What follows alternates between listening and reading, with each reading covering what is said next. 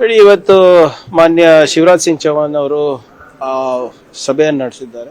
ಪಂಚಾಯತ್ ರಾಜ್ ಇಲಾಖೆ ಮತ್ತೆ ಗ್ರಾಮೀಣಾಭಿವೃದ್ಧಿ ಮತ್ತೆ ಕೃಷಿ ಮತ್ತೆ ಕಂದಾಯ ಇಲಾಖೆದ ಒಂದು ಸಣ್ಣ ರಿವ್ಯೂ ತಗೊಂಡಿದ್ದಾರೆ. ನಮ್ಮ ಸಲಹೆಗಳನ್ನು ನಾವು ಕೊಟ್ಟಿದ್ದೇವೆ. ಉದ್ಯೋಗ ಖಾತ್ರಿನಲ್ಲಿ ನಾವು ಹೇಗೆ ಇನ್ನ ಉತ್ತಮವಾಗಿ ಕೆಲಸ ಮಾಡಬಹುದು, ಮತ್ತೆ ಪ್ರಧಾನ ಮಂತ್ರಿ ಗ್ರಾಮ ಸಡಕ್ ಯೋಜನೆಯಲ್ಲಿ ನಾವು ಹೇಗೆ ಇನ್ನ ಹೆಚ್ಚು ವಿಸ್ತರಣೆ ಮಾಡಬಹುದು, ಮತ್ತೆ ನಮ್ದಾದಂಥ ಕೆಲವು ಸಲಹೆಗಳೇನಿದೆ ಪಂಚಾಯತ್ ರಾಜು ಮತ್ತೆ ಗ್ರಾಮೀಣ ಅಭಿವೃದ್ಧಿ ಇಲಾಖೆಗೆ ಸಂಬಂಧಪಟ್ಟಂಗೆ ನಾವು ನೀಡಿದ್ದೇವೆ. ಅದು ಸಕಾರಾತ್ಮಕವಾಗಿ ಅವರು ಸ್ವೀಕಾರ ಮಾಡಿದ್ದಾರೆ. ಅದು ಅನುಷ್ಠಾನಕ್ಕೂ ಕೂಡ ತರ್ತೀವಿ ಅಂತ ನಮಗೆ ಒಂದು ಭರವಸೆಯನ್ನು ನೀಡಿದ್ದಾರೆ. ಸೊ ಖಂಡಿತವಾಗಿ ಅವರ ಮಾತನ್ನ ನಂಬಿ ಮುಂದಿನ ಆರ್ಥಿಕ ಆಯವ್ಯಯದಲ್ಲಿ ಅದನ್ನ ಅನುಷ್ಠಾನಕ್ಕೆ ತರ್ತಾರೆ ಅಂತ ನನ್ನ ನಂಬಿಕೆ ಇದೆ.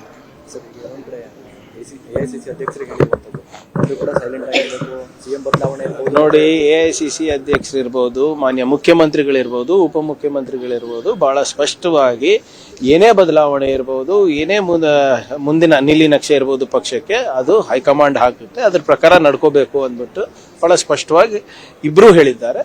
ನಿನ್ನೆ ಮಾನ್ಯ ಎಐಸಿಸಿ ಅಧ್ಯಕ್ಷರು ಪುನರುಚ್ಚರಿಸಿದ್ದಾರೆ. ನಮಗೆ ಅಧಿಕಾರ ಸಿಕ್ಕಿರೋದು ಜನರ ಸೇವೆ ಮಾಡೋಕ್ಕೆ, ಅಭಿವೃದ್ಧಿ ಮಾಡೋಕ್ಕೆ. ಆ ಕೆಲಸವನ್ನ ನಾವು ಮಾಡಬೇಕು. ಎಲ್ಲರಿಗೂ ಅವ್ರ ಪ್ರಕಾರ ಒಂದು ಸ್ಥಾನಮಾನ ಕೊಟ್ಟಿದ್ದೇವೆ. ಆ ಸ್ಥಾನಮಾನಕ್ಕೆ ಗೌರವ ತರಬೇಕು, ಕಾರ್ಯಕರ್ತರಿಗೆ ಗೌರವ ಬರಬೇಕು, ಮತ್ತೆ ಜನರ ಅಭಿವೃದ್ಧಿ ಆಗಬೇಕು ಅಂದ್ಬಿಟ್ಟು ಬಹಳ ಸ್ಪಷ್ಟವಾದಂತ ಸಂದೇಶ 3 ಜನನು ಕೊಟ್ಟಿದ್ದಾರೆ. ನಿನ್ನೆ ಎಐಸಿಸಿ ಅಧ್ಯಕ್ಷರು ಪುನರುಚ್ಚರಿಸಿದ್ದಾರೆ ಅಷ್ಟೇ. ಅದು ಬಟ್ ಅವರು ಮಾತಾಡ್ತಾರೆ ಅಂದ್ರೆ ಎಐಸಿಸಿ ಅಧ್ಯಕ್ಷರು ಇದ್ರು ಕೂಡ ಕೆಲ ನಾಯಕರು ಸುಖ ಸುಮ್ಮನೆ ಹೇಳಿಕೆನ ಕೊಡ್ತಾರೆ. ನೋಡಿ, ಯಾರ್ದು ಬಾಯಿಗೆ ಬೀಗ ಹಾಕಕ್ಕೆ ಆಗೋದಿಲ್ಲ. ಅದು ನಮ್ಮ ಏನು ವಿವೇಚನವನ್ನ ನಾವು ಬಳಸ್ಕೊಂಡು ನಾವು ಮಾತಾಡಿದ್ರೆ ಸೂಕ್ತ. ನನ್ನ ಮಾತಿಂದ ಪಕ್ಷಕ್ಕೆ ಹಾನಿ ಆಗುತ್ತಾ ಇಲ್ಲ ಅಂತ ನಾನು ಯೋಚನೆ ಮಾಡಬೇಕು. ನಮ್ಮ ಕಡೆ ಒಂದು ಗಾದೆ ಇದೆ, ಏನೋ ತೂತು ಒಲೆ ಕೆಡಿಸ್ತದೆ, ಮಾತು ಮನೆ ಕೆಡಿಸ್ತದೆ ಅಂತ. ಅದನ್ನ ಸೂಕ್ಷ್ಮತೆಯನ್ನ ನಾವೆಲ್ಲ ಅರ್ಥಕೊಂಡ್ರೆ ಗೊತ್ತಾಗುತ್ತೆ. ಈಗ ನಾವು MLA ಆಗ್ಬೇಕಾದಾಗ ಬಿ ಫಾರ್ಮ್ ಕಾಂಗ್ರೆಸ್ ಪಕ್ಷದಿಂದ ಬೇಕು. ನಮ್ಗೆ ನಮ್ಮ ಫಾಲೋವರ್ಸಿಗೆ ನಾವು ZPTP ಟಿಕೆಟ್ ಕೊಡಿಸ್ಬೇಕಾದ್ರೆ ಕಾಂಗ್ರೆಸ್ ಬಿ ಫಾರ್ಮ್ ಬೇಕು. ಮತ್ತೆ ನಿಮ್ಮ MLCಗಳು ಮಾಡ್ಬೇಕಾದ್ರೆ ಕಾಂಗ್ರೆಸ್ ಬಿ ಫಾರ್ಮ್ ಬೇಕು. MP ಆಗ್ಬೇಕಾದ್ರೆ ಕಾಂಗ್ರೆಸ್ ಬಿ ಫಾರ್ಮ್ ಬೇಕು. ಆದ್ರೆ ಬಿ ಫಾರ್ಮ್ ಸಿಕ್ಕಾದ್ಮೇಲೆ, ಅಧಿಕಾರ ಸಿಕ್ಕಾದ್ಮೇಲೆ ಕಾಂಗ್ರೆಸ್ ಪಾರ್ಟಿಯಲ್ಲಿ ಯಾವ ಕಾಂಗ್ರೆಸ್ ಪಾರ್ಟಿ, AICC ಅಧ್ಯಕ್ಷರು ಯಾರು, ರಾಹುಲ್ ಗಾಂಧಿ ಅವರು ಯಾರು, ಹೈಕಮಾಂಡ್ ಏನ್ ಮಾಡುತ್ತೆ ಡೆಲ್ಲಿನಲ್ಲಿ ಕುತ್ಕೊಂಡಿ ಅಂತ ಹೇಳೋದು ಸರಿಯಲ್ಲ ಅಲ್ಲ. So what ever it is, ಬಹಳ ಸ್ಪಷ್ಟವಾಗಿ ಮುಖ್ಯಮಂತ್ರಿಗಳು, ಉಪಮುಖ್ಯಮಂತ್ರಿಗಳು ಅದ್ರ ಮೇಲೆ ಖರ್ಗೆ ಸಾಹೇಬರು ಸಂದೇಶವನ್ನು ಕೊಟ್ಟಿದ್ದಾರೆ. ಆ ಸೂಚನೆ ಮೇರೆಗೆ ನಾವೆಲ್ಲರೂ ಕೆಲಸ ಮಾಡ್ತೀವಿ. ಬಹಳಷ್ಟು ಚರ್ಚೆ ಆಗ್ತಿರುವಂತದ್ದು ಡಿನ್ನರ್ ಪಾರ್ಟಿ, ಅಂದ್ರೆ ದಲಿತ ನಾಯಕರು ಸೇರಿ ನೋಡಿ, ಆ ಡಿನ್ನರ್ ಪಾರ್ಟಿ ಅಂತ ಅದೇನು, ನೀವು ಮಾಧ್ಯಮ ಸ್ನೇಹಿತರು ದಯವಿಟ್ಟು ಅದು ಹೇಳೋದ್ ನಿಲ್ಲಿಸ್ಬೇಕು. ಜನರಲ್ಲಿ ಏನ್ ಸಂದೇಶ ಕಳಿಸ್ಲಿಕ್ಕೆ ಪ್ರಯತ್ನ ಮಾಡಿ, ನಾವು ಸೇರ್ಲೇಬಾರ್ದಾ?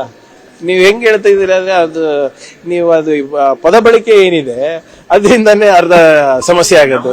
ನಾವು ಇಲ್ಲ, ಒಂದು ನಿಮಿಷ, ಹೈಕಮಾಂಡ್ ಅವರು ಯಾವತ್ತೂ ಸೇರ್ಬೇಡಿ ಅಂತ ಹೇಳ್ತಾರೆ. ಮುಂಚೆಯಿಂದನೂ ಸೇರ್ತಾನೆ ಇದೀವಲ್ರಿ ನಾವು ರಾಜಕಾರಣಿಗಳು, ನಾವು ಸ್ನೇಹಿತರು ಸೇರೋದಿಲ್ವಾ? ನೀವು ಮಾಡಿಲ್ಲ ಅಂದಾಗ ಏನಾಗ್ತದೆ, ಅದು ನೀವು ಮಾಧ್ಯಮದಲ್ಲಿ ನಾವು 2 ಜನ ಸೇರ್ಬಿಟ್ರು ಅದು ಪಾರ್ಟಿ ಅಂತ ಹೇಳ್ಬಿಟ್ರೆ ಬಹಳ ಕಷ್ಟ ಆಗ್ತದೆ. ಇಲ್ಲ, ಈಗ ಸೇರೋದ್ರಲ್ಲಿ ತಪ್ಪೇನಿದೆ ಅಷ್ಟೇ ನಾನು ಕೇಳ್ತಾ ಇರೋದು. ಬಿಜೆಪಿ ನಾಯಕರು ಹೇಳಿದ್ದೇನು ಅಂತಂದ್ರೆ ನೀವು ವಿಧಾನಸೌಧದಲ್ಲಿ ಇರೋದು ಯಾಕೆ, ಬಿಜೆಪಿ ಚರ್ಚೆ ಮಾಡ್ಬೋದಲ್ಲ, ನಿಮ್ಮ ಸಮುದಾಯದ ವಿದ್ಯಾರ್ಥಿಗಳಿಗೆ ಸಮಸ್ಯೆ ಆದ್ರೆ. ಕ್ಯಾಬಿನೆಟ್ ನಲ್ಲಿ ಎಲ್ಲರಿಗೂ ಅವಕಾಶ ಇದೆಯಾ? ಇವ್ರಿಗೆ ಏನಾದ್ರೂ ಸಾಮಾನ್ಯ ಪ್ರಜ್ಞೆ ಇದೆಯಾ ಬಿಜೆಪಿ ಅವರಿಗೆ? ಆಮೇಲೆ ಬಿಜೆಪಿ ಅವರು ಫಸ್ಟ್ ಕಾಂಗ್ರೆಸ್ ಬಗ್ಗೆ ಮಾತಾಡೋದ್ ನಿಲ್ಸಿ, ನಿಮ್ದು ನೋಡ್ಕೊಳ್ಳಿ. ಅಲ್ಲಿ YJP, AJP, ಹೊಸದ್ RJP, AJP ಇವೆಲ್ಲ ಆಗಿದೆ ಅಲ್ಲ.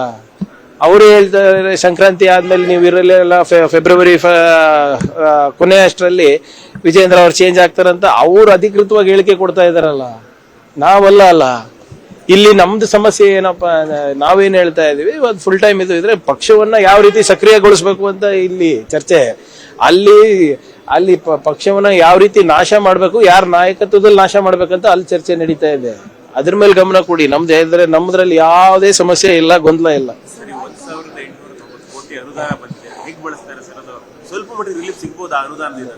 ನೋಡಿ, ನಾವು ಕೂಡ ತೆರಿಗೆಗೆ, ನಮ್ಮ ರಾಜ್ಯದ ಪ್ರಗತಿಯ ವೇಗಕ್ಕೆ ಸಾಲುತ್ತಾ ನೀವೇ ಹೇಳಿ.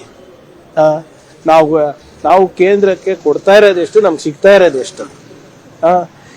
ಈಗ ಅತ್ಯಂತ ಹೆಚ್ಚಿನ ಉದ್ಯೋಗ ಸೃಷ್ಟಿ ಆಗ್ತಾ ಇರೋದು ಇಡೀ ರಾಷ್ಟ್ರದಲ್ಲಿ ನಮ್ಮ ರಾಜ್ಯದಿಂದ. 4,50,000 ಕೋಟಿ ರೂಪಾಯಿ, 4.5 lakh crores ನಾವು IT ಎಕ್ಸ್ಪೋರ್ಟ್ಸ್ ಈ ವರ್ಷ ಮಾಡಿದ್ದೀವಿ. ಅದಕ್ಕೆ ತಕ್ಕಂಗೆ ನಮ್ಗೆ ಸಿಗ್ತಾ ಇದೆಯಾ ಫಲ ಹೇಳಿ ನೀವೇ. ನಾವು ಒಂದು ಆರ್ಥಿಕ ಇಂಜಿನ್, ಇವ್ರು ಸುಮ್ಮನೆ ಹೇಳ್ತಾರೆ ಡಬಲ್ ಇಂಜಿನ್, ಟ್ರಿಪಲ್ ಇಂಜಿನ್. ಯಾವ ಇಂಜಿನ್ ಕೆಲಸ ಮಾಡ್ತಾ ಇದೆ ಇವ್ರೆ ನಮಗೋಸ್ಕರ? ನಮ್ಮ ಕನ್ನಡಿಗರು ಕೂಡ ಆದಾಯಕ್ಕೆ ಸಿಗ್ತಾ ಇರೋದು ಏನದು ಬಿಡಿಗಾಸು ಏನಿಲ್ಲ. ನಾವು ಮಾಡ್ತಾ ಇರೋ ಶ್ರಮ ದೇಶಕ್ಕೋಸ್ಕರ ಮತ್ತೆ ನಮ್ಗೆ ಸಿಗ್ತಾ ಇರೋದು ನೀವು ಹೋಲಿಕೆ ಮಾಡಿದ್ರೆ ಅದು ಭಿಕ್ಷೆ ಸಮಾನನೂ ಇಲ್ಲ. ಅದು